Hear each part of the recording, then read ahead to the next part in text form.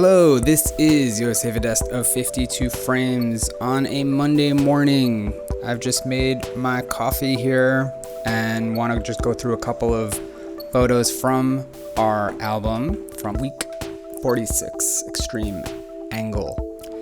If you don't know what 52 Frames is, definitely go and check out our amazing weekly photo challenge project at www.52frames.com and sign up because it's free. I only have one major request for these screencasts in general, especially if you're watching this on Facebook, and that is to please watch in HD. Okay, this was week 46 and the challenge was Extreme Angle, which I gotta say was so much fun. I am so entertained by this album, and I think that this was a week where the photographers really went out of the way to get something special, and I think hopefully that will be a theme in this screencast. So let's take a look at these photos. This was the cover photo, which is just marvelous. Check out the note that I wrote, which basically outlines the perfect placement of the top right third of the rule of thirds, which is, if you think of a tic-tac-toe board, you have two intersecting lines, both horizontally and vertically.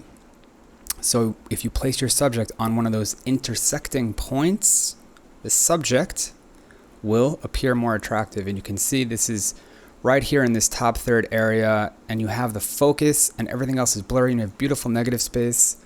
A really wonderful photo and a really great representation for our album as our cover photo. So congratulations, Emily. This one I really enjoy, and I think this is an example of this theme where you're looking at the world differently. And I think that happens every week in 52 Frames. At least for me, but some challenges more than others, especially something like this. It kind of forces you to look up and look down and see different perspectives. And there's so many ways that you could shoot this sign. I think this really is it's just lovely. I love the straight lines. I love the blues happening here. Love the negative space. Really nice capture. Here's another example where you're looking down. This is one of my favorite things to shoot, to look at in the world. These beautiful reflections, and it says so much. Really unique shot, really nicely done. This one is really cool. Also, if you think about where Alana has this camera, it's like that's probably pretty dangerous. He's taking a turn there on his bicycle. I think it could be wider. I wonder if we can see the EXIF here. Oh no, the EXIF was wiped. Alana, what are you hiding? I think maybe it could be wider. I think if you had some of that distortion, it would look a bit funkier for me. And I don't really care for the square crop. It looks like we're missing something, like what was there. But really confident with your camera. I like that. You got to take risks. This is a cool one. This is very entertaining. It looks like a horse, I think, or an alien. Very cool shot, extremely wide. Let's see if we can see here. It says focal length 50. That doesn't make sense. Again, EXIF data. Oh, it's not showing up. Interesting. It says 60D, the lens is not available. So you may have been using a manual lens that wasn't talking to the camera, so the camera didn't record it. EXIF data is basically just information in your camera that says when you shot it, if you set up the date properly in your camera. By the way, this is a message. Go to your camera now and set up the date properly. It helps. What lens you use, what shutter, what aperture, basically all of your settings. And then you can see afterwards, if you didn't wipe it with some certain programs, when you save it, it'll clear it. And it's very helpful to see, especially in a critique, to see like what your settings were. I would like the focus to be more in the foreground here. You can see here that the focus is on the eyes, and that's probably just a technical issue with the lens. Your lens may not be able to focus so closely. So in this case, I would maybe even take a step back to get the nose in focus, but really entertaining shot, really fun. Here's another outstanding shot. I'm trying to think. Oh, I didn't even see this. This woman is giving him money or holding his hand or helping him up. Wow. Okay, that's even more powerful. Gosh, there's so much to say about this photo. I really love the composition. You know, this is really what this exercise is about. Like, what would this scene look like from a bird's eye view, from straight up on top, shooting down? And all of these shapes take on a different life. How would you see the floor this way at any other angle? Really nice placement of this man here. I really like the feet in motion. God, this is a very powerful photo. This is a bit of a blur for me, so I couldn't really see the action here. Maybe if it was wider and we can make out this subject a little bit more, maybe the scene, the story would be a little bit clearer. I don't know if this was clear to you guys. At first I didn't even notice what was going on here, but very cool angle. You're really forced to look at this and put together the story, which says a lot about how you shot it. This one is really wild. It took me a couple moments to look at this.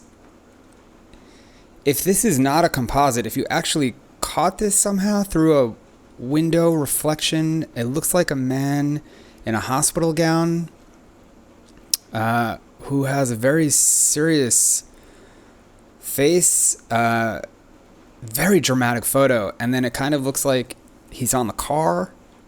A lot of stories can be weaved, and I think that makes for an interesting photo. So well done. I'm not really sure if this would be an extreme angle. Perhaps the reflection, you're saying the reflection is angling different things. I'm not sure. Giedra, beautiful, dramatic shot here. My critique would be, I think you could be either a little bit higher, where perhaps we're just showing, maybe I can show with a crop here. Here, something like that, I think could work, or more extreme, or maybe even just something super extreme. Like that to me seems to work with it showing the sky. And the way you have it cropped right now, it seems like it's not low enough. It's kind of in the middle of this building here. So if it was a little bit lower, where you got the bottom of this building, that I could see compositionally making more sense for me. And this does seem a little bit in the middle, but very cool shot. I really like the drama. I really like the clouds. A little bit grainy. ISO 200. So you may have added a lot of post-processing. You may have added the grain, but either way, a really dramatic shot. Really nicely done. This one is really cute. We've actually seen this before. I remember KJ had a very similar shot. I think your the intention is that you have really large feet. I do like the angle from the floor, but it seems like your feet aren't, the shoes aren't that much larger than the illusion isn't quite extreme enough. I think you could get closer to the sneakers to enlarge them. And also I think I would want you in focus as well. You're a little bit grainy here in the background, so you can shoot at a shallower, a higher number on the aperture to increase your depth of field. This one is a cool one, submitted by Shani. I actually had this thought as I was thinking of ideas. In general, it is very difficult to get a good shot in the bathroom because the lighting is always terrible, and you probably tried to make up for that with this soft coloring that you have going on here. I just wanted to note that, I mean, I think the execution could use some work, which is why I nixed this idea in my own head when I was thinking about it, because it's a very difficult shot to do. But for those of you that don't realize, this camera has got to be behind some type of glass, because the water is hitting, you see the water is hitting the glass here. Another very gutsy shot to spray water directly at your camera. Just, kudos to you. But here we have another shower shot. Again, bathrooms are very difficult to light. Looking at the shadows, this looks like a hard light. You may have had a flash shooting directly down. I would suggest making your light source a lot larger. Easiest way to do that is to bounce the flash off the ceiling. It is important to have external light here with water. It will bring out the droplets like you see here. But if you bounce it off the ceiling, I think everything would appear a bit softer. But again, really cool concept here. This one's great. I mean, what I really love about this is that there's Renee here is in a bowling alley somewhere with gold bowling balls. Interesting. Renee's in a bowling alley and she puts her camera on the floor. I don't even know if she's like concerned about this spare situation. I think that's great. I think really that's what the project is about, is just doing wacky things to think of a different angle. Speaking of, this photo actually they ticked that I can't, they don't want to critique, so we'll have to skip that. This one is, I think, one of the stronger images of the album. Very impressive submission by Yirmi Vann. And a few things come to mind aside from the obvious scary, violent imagery.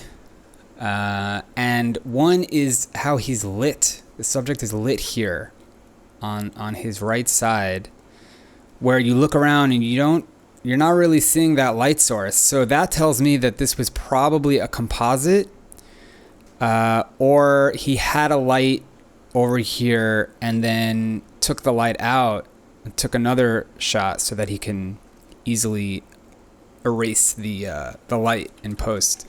But very cool angle, very cool wide angle. I really love the warp of this super wide angle, and I like that it's crooked. I like that the horizon line, it gives this sense of dizziness, because the composition is so extreme, both in how crazy wide and how large this gun is in the foreground, very cinematic, but also extreme, in its nature. Like the gun is pointed at the viewer, so you kind of have this, your heart races a bit, and I think the skewed scene here adds to this dizziness element, which I think really adds to the image in general. Really lovely, really lovely shot, Yirmi. Well done. Andre, this is beautiful. I love these architecture lines. Again, I think a good example of looking up, seeing what's there. This is a really nice artistic shot. I just wanted to mention here, I think it's so nice in a week where we're all looking at different angles. This photographer was also looking at light, and it seems like this is a natural light situation. It seems candid. I could be wrong, but while you're walking around, if you're not setting up a shot, while you're walking around, you're looking at the world. Also look at how the light plays with the shadows, because that is a huge element of photography. And it's a really lovely example in this photo.